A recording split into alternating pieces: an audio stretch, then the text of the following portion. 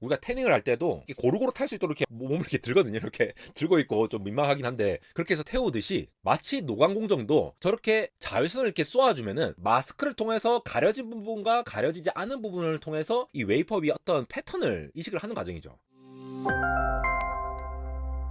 네, 여러분 반갑습니다. 한달공학 에러입니다. 중국 하웨이에서 3년 만에 다시 스마트폰을 내놓으면서 7나노 공정의 프로세서를 넣었다고 해서 화제였죠. 지금 보시다시피 하웨이 메이트 70, 이 모델 같은 경우에 기린 9000S라는 7나노급의 공정을 사용한 프로세서가 들어갔다고 해서 화제였던 것은 미국에서 7나노급 이하의 공정들에 대해서는 더 이상 개발이 되지 않도록 막고 있었기 때문인데요. 그런데 이번에는 노트북에 들어가는 프로세서인데 5나노급으로 중국에서 자체 생산했다고 해서 화제인데요. 칭원 L540이라는 이 모델 같은 경우에는 ARM 기반의 노트북이고요. 이 공정이 5나노로 SMIC에서 5나노 공정을 사용해서 만들어졌다고 해서 미국의 중국 반도체 제재가 효력이 없는 거 아니냐, 이런 얘기가 나오고 있습니다. 과연 이게 사실인지 아닌지, 그리고 기술적으로 어떤 부분이 성공을 했고 또 어떤 부분에 한계가 있는지를 지난번과 비교해서 조금 더 자세히 들어가 보려고 합니다. 그리고 추가 요청이 있으시다면은 하이엔의 EUV까지 좀 자세히 설명한 영상도 따로 만들 계획에 있습니다. 그럼 한번 가보도록 하시죠. 일단 이번에 이 노트북에 들어간 프로세서 이름, 바로 기린 9006C라고 하는 것인데요.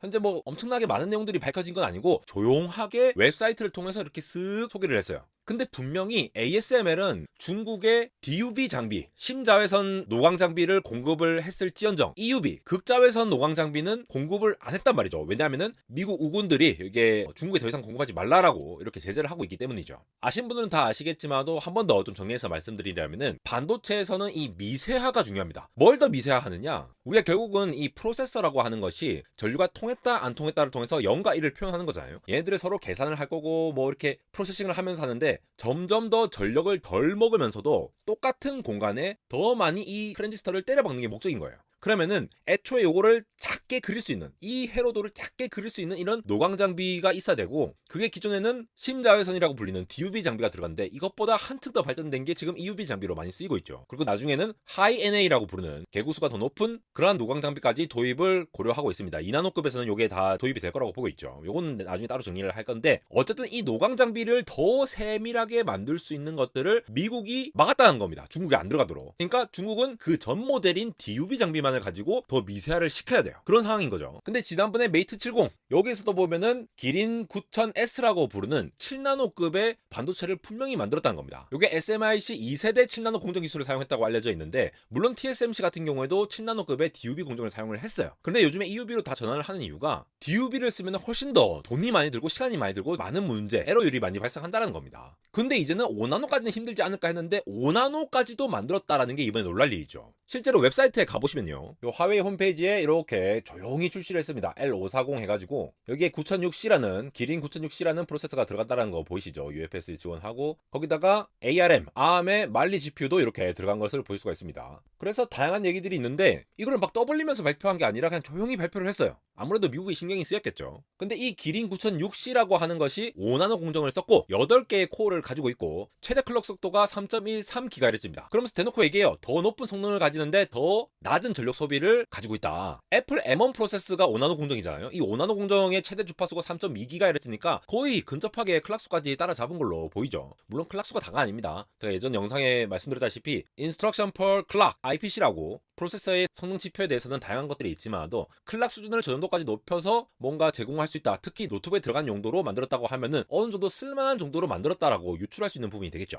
근데 사실 화웨이가 이 제재를 받기 전에 3년 전에 2020년 2분기 초에 TSMC의 공정을 사용한 M5 노드를 사용해서 애플 M1 실리콘과 마찬가지죠. M5 제조 기술을 바탕으로 원래 양산을 시작을 했었어요. 그게 이름이 기린 9000이거든요. 기린 9000S가 아니고 기린 9000S는 얼마 전에 나온 하웨이 스마트폰에 들어간 7나노급 공정이고 SMIC 2세대 7나노 공정을 사용했다고 알려져 있죠. 그거 말고 제재가 있기 직전에 TSMC에 맡겼었어요. 그래야 맡겨가지고 M5 공정으로 만들었단 말이죠. 그래서 2020년 8월 말에 공식으로 출시를 했어요. TSMC에서 만들었던 거죠. 요게 재밌는 게 실제로 벤치 결과가 있더라고요. 이거 어제 나온 따끈따끈한 소식인데, 그래서 이전에 TSMC의 5나노 공정에서 만들어진 기린 9000과 SMIC 7나노 공정 2세대에서 만들어진 기린 9000S의 성능을 비교해 본 거예요. 그렇게 해봤더니 CPU를 보니까 거의 비슷해. 오히려 SMIC가 좀 더 나은 수준이죠. 근데 GPU 퍼포먼스, 게이밍 측면에서 보면은 이전에 TSMC가 훨씬 더 좋은 걸 보실 수가 있습니다. 거의 40%가량 더 좋죠. 그리고 배터리 라이프는 결국 전력 소모 측면인데, 전력 소모 측면에서 보면은 TSMC가 훨씬 더 앞서지만 그래도 기린 9000S가 따라갈 만하다. 이건 5나노급이고 이건 7나노급이잖아요. 그런 거 비교하면은 어느 정도 차이 날 수 있겠네라고 생각해 볼 수 있는 게 되겠죠. 그리고 제가 인용해온 이 나노 리뷰 차원에서 보면은 전체 칩 스코어가 한 10점 차이 나는데, 제가 다른 프로세서랑 비교해 보니까 7나노랑 5나노급의 비교가 될 수 있겠구나라고 볼 수 있는 부분이 있더라고요. 즉 이전에 만들어 나온 기린 9000S 같은 경우는 공정만 달리해서의 어떤 공정 차이에 의한 것만 있지 기본적으로 어느 정도 성능을 낸다라고 볼 수가 있습니다. 그러다가 2024년에는 P70 시리즈를 3개의 라인업으로 해서 준비를 하고 있다고 해요. 프리미엄 플래그십 라인업이죠. 그래서 여기에서도 중국 내에서 만든 미세 공정을 적용해서 칩을 만들 거라는 얘기가 나오고 있습니다. 그래서 제가 또 열심히 찾아봤죠. 찾아보니까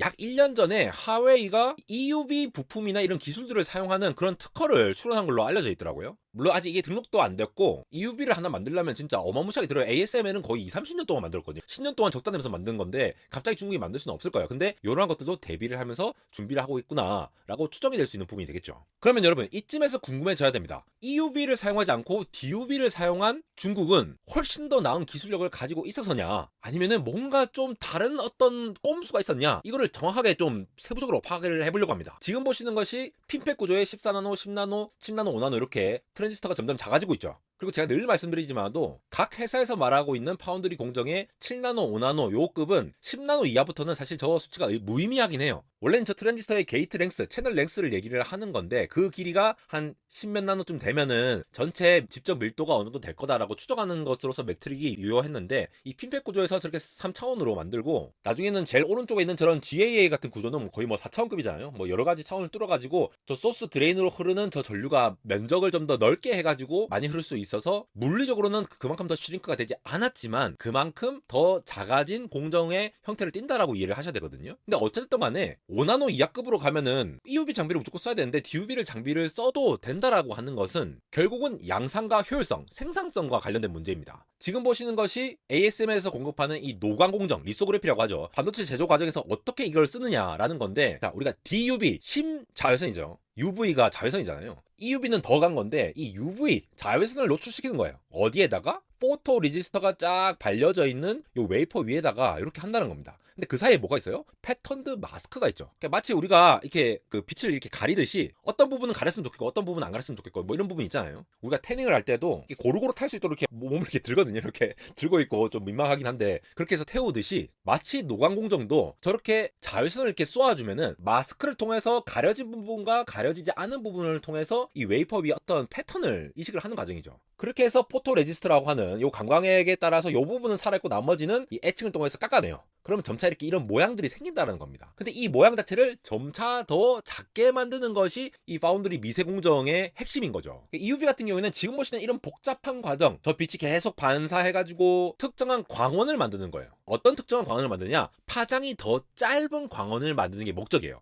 DUV에 비해서 EUV가 이 파장이 거의 한 10배 수준으로 더 짧은 파장을 가지거든요. 이건 나중에 또 다루겠지만도 주석을 이렇게 똑똑똑 떨어뜨려고 거기에 CO2 레이저 막 쏴가지고 광자를 막 이렇게 파장 13.7나노미터 전후의 파장을 갖고 있는 그 광자를 막 발생시켜가지고 걔네들이 이렇게 감광, 아까 포토 레지스터 있죠, 그쪽으로 딱 쏘아질 수 있도록 그렇게 만드는 게 EUV의 역할입니다. 여기서 핵심은 파장이 짧다라는 거예요. 이 리소그래피에서 핵심은 이거예요. 제가 아까 마스크 얘기를 했었잖아요. 빛을 쏘면은 이 마스크에 의해서 어떤 면은 그림자가 생길 거고 어떤 면은 그림자가 안 생길 건데, 이게 개구수나 어떤 이 전체 이 정밀도에 따라서 이 그림자가 왼쪽처럼 선명하게 나타날 수도 있지만 오른쪽 밑에처럼 뿌옇게 나타날 수도 있어요. 그게 무슨 말이냐? 포토 레지스트가 저렇게 뿌옇게 그림자가 져가지고 제대로 에칭 잘 안 깎인다면은 우리가 웨이퍼 회로에 실제로 패턴이 깔끔하게 안 그려진다는 걸 의미하거든요. 그럼 그만큼 전선끼리 막 이렇게 쇼트가 나가지고 서로 연결이 될 수도 있고, 원래 연결되면 안 되는 건데 떨어져 있어야 되는데 우리가 원하는 패턴을 잘 못 만들 수가 있겠죠. 거기다가 우리 중학교 때 이거 배우지 않았습니까? 물에 이렇게 파동을 이렇게 다다다다게 직선으로 왼쪽에서 뚝뚝뚝 두고 있는데 구멍을 얇게 작게 이렇게 만들어 놓으면은 이 왼쪽 그림처럼 물결이 이렇게 넓게 회절이 된다고 하죠. 원래 가던 게 회절이 되면서 이렇게 꺾인다는 말입니다. 그런데 구멍이 큰 경우에는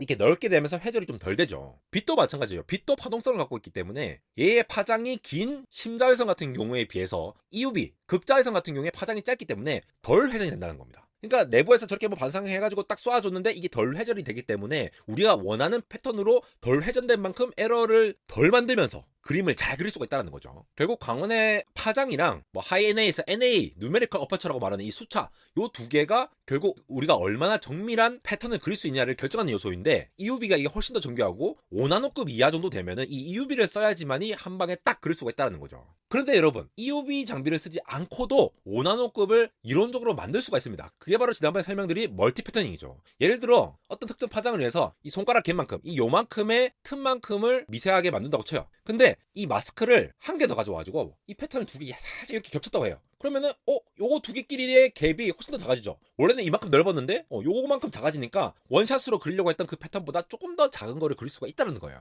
이게 바로 멀티 패터닝이라고 부르는 기술이죠. 그래서 보시다시피 저렇게 처음으로 마스크를 하나 그려갖고 강박으로 깎은 다음에 다시 또 에칭을 한 다음에 하드 마스킹해서 최종적으로 요 틈 사이사이가 더 미세하게 되도록 요렇게 할 수 있는 방법이 있습니다. 그러면 뭐 미세공조 할 수 있잖아. 근데 이게 돈이 많이 든다는 거예요. 생산성이 떨어진다는 거예요. 왜냐? 저거를 마스크를 저렇게 잘 배치를 하려고 하면은 마스크를 막 수십 번 수백 번 막 이렇게 옮겨가면서 잘 맞춰줘야지만이 얘네들이 틈과 틈을 잘 맞출 수가 있겠죠. 그리고 이거 한 번 검사할 거 두 번 세 번 이렇게 계속 검사하게 되고 심지어 이제 쿼드러플까지 가야 5나노 공정으로 될 것으로 예측을 하는데, 이렇게 되면은 생산 자체가 너무 느리고 생산 수율이 안 나오고 그만큼 돈이 많이 든다는 거죠. 그렇지만 SMIC 같은 경우에는 중국 정부로부터 수십억 달러의 보조금을 받으면서 5나노 공정을 제대로 만들고 있다, 이렇게 추정되고 있는 것이 되겠습니다. 그러니까 회사 입장에서는 어쨌든 그렇게 나오는 생산비를 중국의 보조금을 받아서 허용을 하고 있으니까 회사가 망하지 않을 만큼 충분히 공장 돌리면서 프로세스를 만들 수 있는 거고, 이렇게 하면서 좀 더 중국은 반도체 자립으로서 노광을 할 수 있는 그러한 것들을 연구를 할 수 있는 그런 시간을 벌 수가 있는 것이 되겠죠. 그래서 중국이 지금 5나노급의 프로세스를 만들고 있다라고 하는 것은 분명 EUV 장비를 없이도 DUV를 통해서 멀티 패턴을 통해서 만드는 것이 맞지만 이게 오래 지속될 건 아니라고 봐요.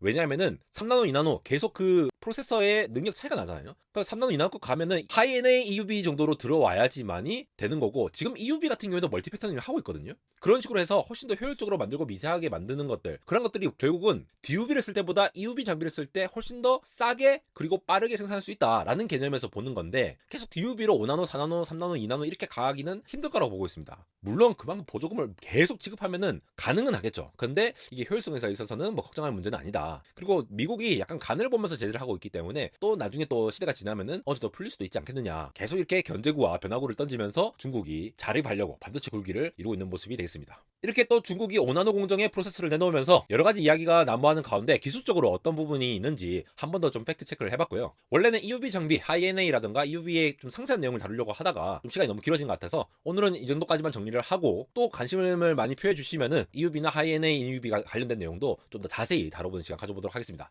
이렇게 중국의 반도체 굴기가 멈추지 않고 있는 가운데 엔비디아는 꼼수를 부리면서 AI 칩을 계속 주고 있는 상황이고, 여기에 더해 SMIC가 공정에 있어서 계속 나은 기술력을 확보하는 와중에 앞으로 반도체 경쟁이 그리고 미중 패권 갈등이 어떻게 진행될지 너무나도 궁금한 안달공학 에러였습니다.